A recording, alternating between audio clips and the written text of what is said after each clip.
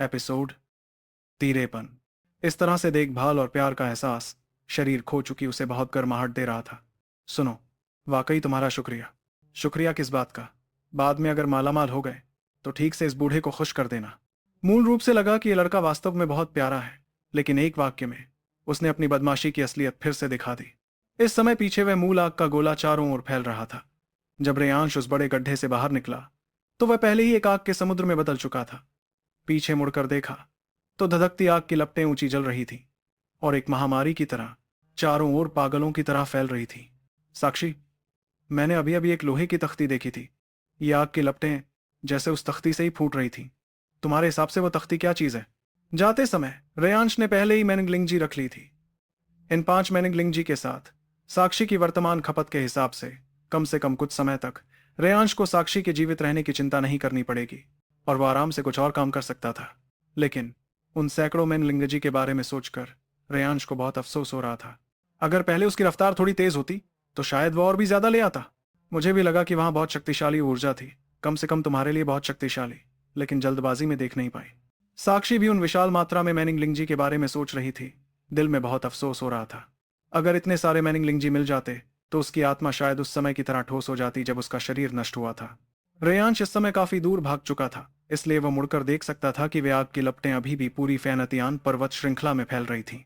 इस समय अनगिनत राक्षसी जानवर फैनतियान पर्वत श्रृंखला से बाहर की ओर भाग रहे थे। एक दुखद दृश्य था। वह तख्ती न जाने क्या चीज थी, इतनी विशाल मात्रा में आग पैदा कर सकती है। अगर इसी तरह जलती रही तो शायद पूरी फैनतियान पर्वत श्रृंखला आग से भर जाएगी। तब तो फैनतियान पर्वत श्रृंखला वाकई आसमान तक जल जाएगी। अभी अभी मुड़कर थोड़ी देर खड़ा हुआ था कि वो आग की लौ जल्द ही पास आने वाली थी। रेयांश को लगभग पर्याप्त मैंगलिंगजी मिल चुके थे। वो जानता था कि अब फेनतियान पर्वत श्रृंखला में रहने की जरूरत नहीं है, इसीलिए वो जाने की तैयारी करने लगा। वह तख्ती स्पष्ट रूप से एक खजाना है। अगर उसे नियंत्रित कर लिया जाए तो न जाने कितने फायदे हों। लेकिन ये आग की लौ इतनी बड़ी है, अभी लगभग 10 मील के दायरे को ढक चुकी है। अगर ये आग की लौ बढ़ती रही तो शायद पूरी फेनतियान पर्वत श्रृंखला आग से भर जाएगी। मैं भी उस तख्ती को हासिल नहीं कर पाऊंगा, सिर्फ समय बर्बाद होगा। ये सोचकर रेयांश ने उस तख्ती का ख्याल छोड़ दिया। आज मूल रूप से बहुत सारे मैनलिंगजी मिल सकते थे, लेकिन संयोग से उस तख्ती ने सब बर्बाद कर दिया और वो तख्ती भी वो हासिल नहीं कर सकता था, इसलिए दिल में काफी निराशा थी। जाने की तैयारी कर रहा था कि साक्षी ने अचानक चिल्लाया, देखो, वह आग की लौ वापस सिकुड़ने लगी है। रेयांश ने मुड़कर देखा। सचमुच मूल रूप से वो आसमान छूता आग का समुद्र इस समय वापस सिकुड़ने का रुख दिखा रहा था। शुरुआत में पूरा आग का समुद्र तेजी से फैल रहा था और अब तेजी से छोटा हो रहा था।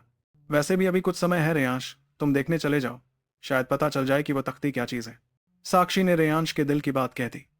अब देखा कि आग की लौ वापस सिकुड़ रही है और खुद के पास नायक कुल लौटने के लिए पर्याप्त समय भी है, इसलिए रेयांश जल्दी में नहीं था, वापस लौट गया।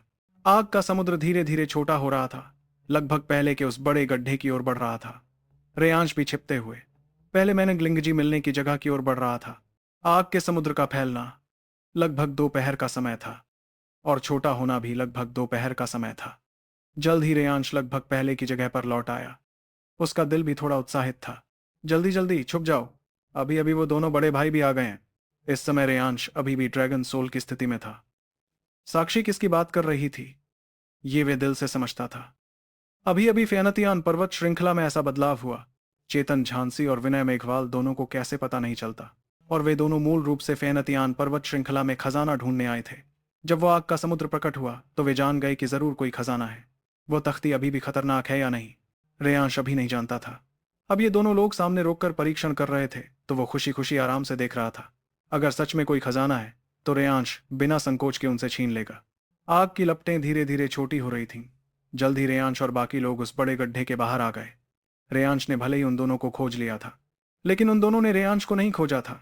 जब आग की लौ पूरी तरह गायब हो गई तो वे दोनों तुरंत बड़े गड्ढे की गहराई की ओर दौड़े। रेयांश सिर निकालकर देखने ही वाला था कि उसने जो दृश्य देखा वह यह था कि चेतन झांसी और विनय मेघवाल आपस में लड़ने लगे। दोनों की आंखें खून से लाल होकर एक दूसरे को देख रही थीं, जैसे एक दूसरे को मार डालने के इरादे से। रेयांश तुरंत स्तब्ध रह गया। उसे याद आया कि पहले ये दोनों भाई भाई की तरह थे। क्या इस खजाने का आकर्षण वाकई इतना बड़ा है? हर्ष राजवंशी ने उस बूढ़े की हत्या की साजिश रची और ये दोनों भाई भी एक दूसरे से लड़ सकते हैं।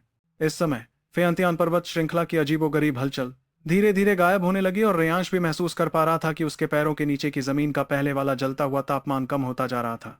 और लड़ाई में उलझे दोनों लोगों ने शायद उस लौह तख्ती को देख लिया था जो इस अद्भुत ज्वाला की जड़ थी, इसलिए इस वक्त दोनों की आंखें खून से लाल हो गई थी।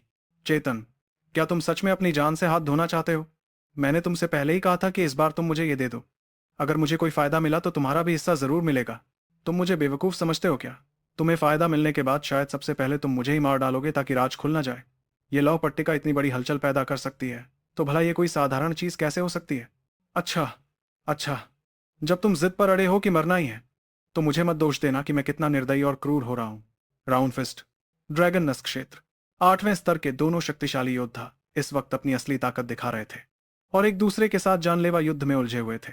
उनके अचानक बदलते चेहरों को देखकर रेयांश को यशांश बुजुर्ग की कही बात याद आ गई।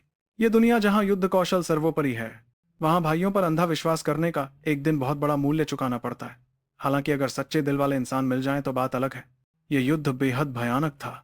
ड्रैगन नस्क क्षेत्र 8वें स्तर के दोनों शक्तिशाली योद्धाओं की युद्ध क्षमता दरअसल भरत राजवंशी से भी थोड़ी ज्यादा थी। अच्छी बात यह थी कि महारण्य पर्वत में तोड़ने के लिए कुछ खास था नहीं, वरना उनकी लड़ाई का मैदान पूरी तरह तबाह हो गया होता। दोनों की ताकत पहले से ही बराबर थी, इसलिए इस तरह की लड़ाई में आखिर में देखना यह होता था कि किसकी प्रतिक्रिया बेहतर है।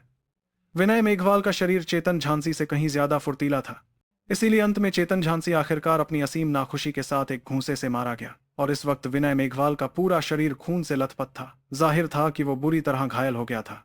लेकिन जैसे ही उसने सोचा कि आखिरकार चेतन को हरा दिया है और अब वह उस अजीबोगरीब लौह पट्टिका को हासिल कर सकता है, उसकी आंखें तुरंत चमकने लगी।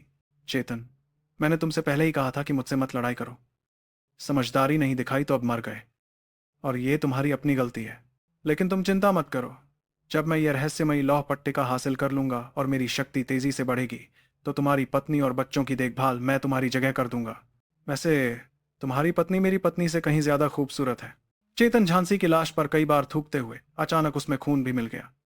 विनय मेघवाल थोड़ा चौंका, फिर चेतन झांसी को गुस्से भरी नजरों से देखते हुए वो लंगड़ाते हुए उस रहस्यमयी लौह पट्टिका की तरफ बढ़ने लगा।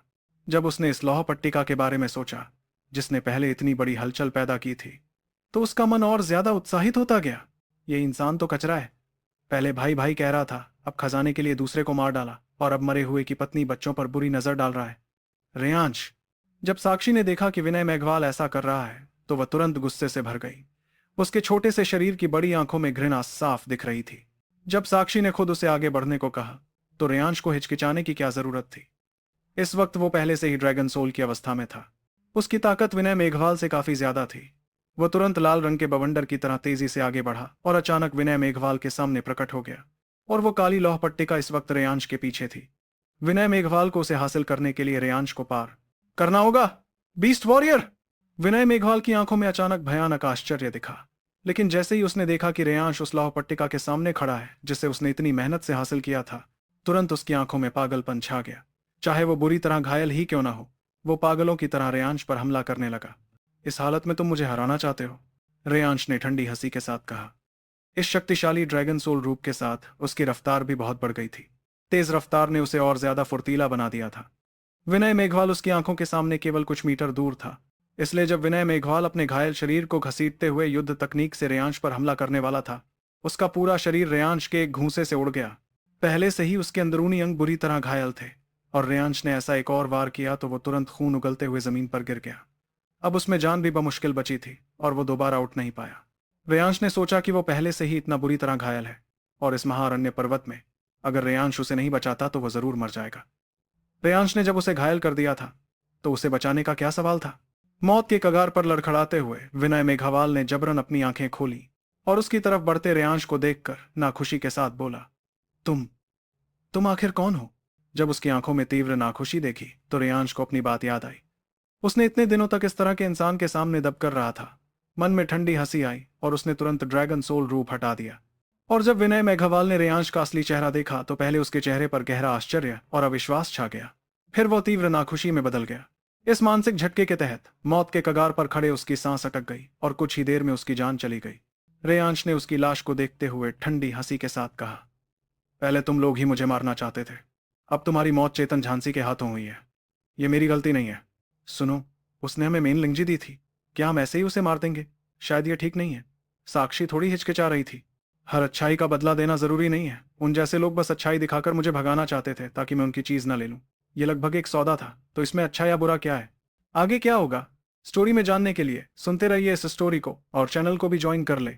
आगे के एपिसोड इसी चैनल पे आएंगे, तो सब लोग इसे ज्वाइन कर लो।